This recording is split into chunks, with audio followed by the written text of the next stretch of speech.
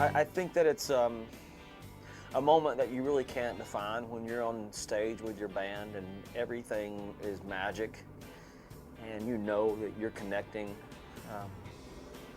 with a lot of people. And there is this moment where you feel like it's almost like an out-of-body experience, really. The place where you feel most comfortable is in front of 20 or 20,000 people. That's really weird, but that's, you know what, that's the first time I've ever really thought about it, because it's true. I think that's where I feel most comfortable. It's when I'm in that moment and in the zone, and I feel like that I really made a difference in somebody's night.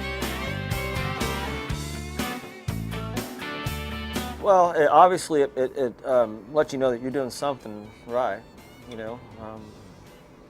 Definitely not a 1 year or one-hit wonder. That's good. But that's the thing that I work the hardest on is entertaining. It's the thing that I spend I mean, even my off time, I'm always on the phone. I'm always thinking. I'm thinking about how are we gonna make it different? How are we gonna make it not necessarily different, but more real? And how are we gonna have that? I'm always thinking about the people that don't really, maybe they've never been to my show before. Maybe they've never been to, maybe they never heard my music before. Maybe their friends drugged them to the show. And I want those people to leave there. If those people leave there going, wow, that was great, what I just see, then everybody else is going to really love it. And I think about that a lot. I think about that all the time, even in my off time. I think that Mac's songs are very, I think it's what every songwriter strives for, is simplicity, but very powerful all at the same time. And that song to me, that song's been around a long time. I'm not the first guy to ever cut that song, you know, but I think we cut it right. And it was a gamble, I felt like, to release that song as a single with Mac, the production-wise. It's just me and him and a couple of guitars, and the fact that song was a #1 record the way it was just goes to show you that I think that a great song and a great lyric and relatability it will always be there.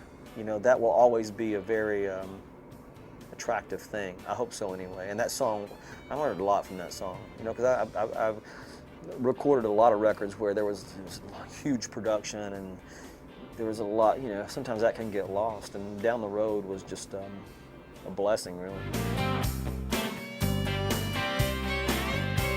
The best album I've heard is the new AC/DC record. I love that record. I listen to it when I'm working out every day, only because it's got so much energy. I love it. I love that kind of music, and that's my favorite record right now.